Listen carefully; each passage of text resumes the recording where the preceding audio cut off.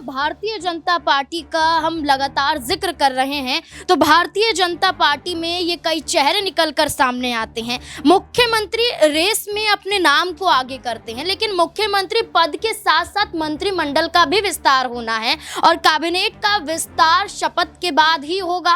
और ऐसे में कौन से वो चेहरे होंगे जो मंत्रिमंडल में शामिल होते हुए नजर आएंगे? क्या पहली बार चुनाव जीतने वाली श्रुति चौधरी तो शाम से जो चुनाव जीतती हैं, क्या उन्हें कैबिनेट में जगह मिलेगी? क्या राव इंद्रजीत सिंह की बेटी आरती राव जो अटेली से पहली बार चुनाव लड़ती हैं, क्या उन्हें कैबिनेट में जगह मिलती हुई नजर आएगी? क्योंकि राव इंद्रजीत लगातार अपने समर्थक विधायकों के साथ साथ अपनी बेटी को राजनीति में मुकाम दिलाने के लिए भारतीय जनता पार्टी से ही कहीं ना कहीं जद्दोजहद करते हुए दिखाई दे रहे हैं। अब ये भी बड़ा सवाल बन जाता है कि राव इंद्रजीत सिंह किसी पद पर ना सही, लेकिन क्या अपनी बेटी को कैबिनेट में जगह दिलवा पाएंगे? मनीष मेरे साथ मौजूद है, जाने की कोशिश करेंगे क्या लगता है। एक तरफ किरण चौधरी कांग्रेस पार्टी से नाराज होकर कांग्रेस पार्टी को छोड़कर सिर्फ टिकट को लेकर भारतीय जनता पार्टी में आ जाती हैं, उनकी बेटी चुनाव तो शाम से लड़ती हैं, जीत जाती हैं, जगह मिलेगी। और आरती राव सिंह राव इंद्रजीत सिंह की बेटी हैं। लगातार यही कहा जा रहा है कि राव इंद्रजीत सिंह का मकसद सिर्फ और सिर्फ अपनी बेटी को कैबिनेट में जगह दिलाना है। क्या लगता है कि जगह मिलेगी?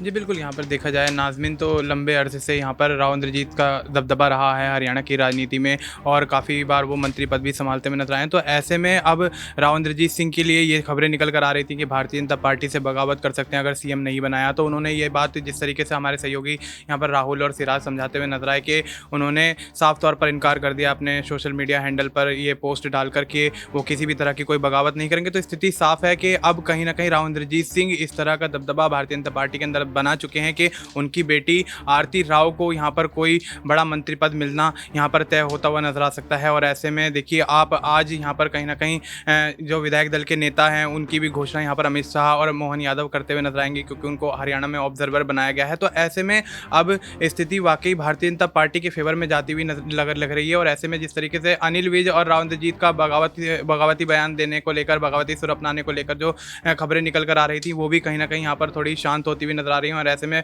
जिस तरह से कांग्रेस इस चीज़ का फायदा उठाती हुई नजर आ रही थी कि अगर अनिल विज बगावत करते हैं, राव इंद्रजीत सिंह बगावत करते हैं, तो उनको कहीं ना कहीं वो अपने पाले में खींचने के लिए पूरे प्रयास यहाँ पर करती हुई नजर आई। आपने देखा किस तरह से चुनाव के दौरान यहाँ पर जिस तरह से कुमारी शैलजा को यहाँ पर मनोहर लाल खट्टर और नायब सिंह सैनी अपने पाले में करने के लिए उनके फेवर में बोलते हुए नजर आए, ठीक उसी प्रकार से कांग्रेस यहाँ कहीं ना कहीं इस चीज़ का दबाव बनाती हुई नजर आई और अनिल विज और राव इंद्रजीत सिंह को पूरी तरह से अपने पाले में खींचने के लिए पूरे अथक प्रयास यहाँ पर करती हुई नजर आई। लेकिन ऐसा कुछ भी नहीं हुआ और यहाँ पर भारतीय जनता पार्टी कहीं ना कहीं एक बार फिर से सरकार बनाने की तरफ अग्रसर होती हुई नजर आ रही है। और जिस तरह से अब नायब सिंह सैनी के नाम पर मोहर लगती हुई नजर आ रही है, तो स्थिति साफ है कि नायब सिंह सैनी ही मुख्यमंत्री बनेंगे। लेकिन जो मंत्री पद है उसको लेकर भारतीय जनता पार्टी के आलाकमान किस तरीके से फैसला करते हैं, तो थोड़ी देर में यहाँ पर साफ होने वाला है। लेकिन कहीं ना कहीं देखा जाए तो भारतीय जनता पार्टी की सरकार बनने के बाद कांग्रेस कहीं ना कहीं यहाँ पर अफसोस मनाती हुई नजर आएगी। जिस तरीके से हमारे सहयोगी समझाते हुए नजर आए कि आम आदमी पार्टी के साथ गठबंधन कर लेना चाहिए था, तो कहीं ना कहीं ये कुछ चीज़ें ऐसी रहीं जो कांग्रेस के लिए काफ़ी ज़्यादा नुकसानदेह रहीं। और शुरुआती दौर में जब यहाँ पर ईवीएम खुलने से पहले जब यहाँ पर बैलेट पेपर की गिनती हो रही थी, तो यहाँ पर कांग्रेस आगे चल रही थी। ईवीएम खुलते ही यहाँ पर पूरा खेल चेंज होता हुआ नजर आया। तो ऐसे में अब कांग्रेस को सोच समझ कर डिसीजन लेना चाहिए और आगामी विधानसभा चुनाव के लिए या अन्य चुनावों के लिए पूरी तरह से तैयारी करनी चाहिए, गठबंधन को लेकर विचार करना चाहिए, क्योंकि कांग्रेस की स्थिति हरियाणा के अंदर फिलहाल इतनी बेहतर नहीं है। अपनी स्थिति को बेहतर बनाने के लिए गठबंधन करना मैं मानता हूं बेहद आवश्यक है और यहाँ पर गठबंधन से कहीं ना कहीं पीछे यहाँ पर नहीं हटना चाहिए, क्योंकि भारतीय जनता पार्टी 2 बार सरकार बनाने के बाद तीसरी बार सरकार बनाने जा रही है। तो स्थिति साफ है कि भारतीय जनता पार्टी का पलड़ा कांग्रेस से ज्यादा भारी है। तो ऐसे में कांग्रेस जो है उसको काफी यहाँ पर विचार करना चाहिए, बैठकें करनी चाहिए और जहां कमी हुई है उस कमी को यहाँ पर पूरा करने के लिए अपने तमाम नेताओं से यहाँ पर बातचीत करनी चाहिए। बिल्कुल विचार विमर्श तो होगा ही, लेकिन सवाल आखिरकार राव इंद्रजीत और अनिल विज पर आकर ही क्यों टिक जाता है। दिनेश मेरे साथ मौजूद है, जानने की कोशिश करेंगे। दिनेश, पहले मुख्यमंत्री पद को लेकर दावेदारी पेश करना और अचानक से अपने ही बयानों से पलट जाना क्या दर्शाता है? कि कोई डर है या फिर कोई मजबूरी है?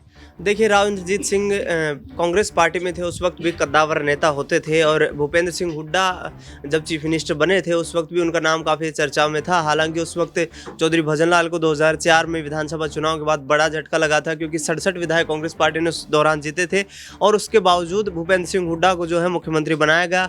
इसका खामियाजा कांग्रेस पार्टी को भुगतना पड़ा, क्योंकि भजनलाल ने कांग्रेस पार्टी में बगावती सुर अपना करके यहाँ पर नई पार्टी का गठन कर लिया था। तो ये तमाम राजनीतिक सरगर्मियां हरियाणा में हर विधानसभा चुनाव के दौरान देखने को मिलती रही है। लेकिन नाजमीन, मैं आपको बताना चाहूं, यहाँ पर राव इंद्रजीत सिंह के पिता राव बीरेंद्र सिंह वर्ष 1967 में हरियाणा के पहले निर्वाचित मुख्यमंत्री बने थे।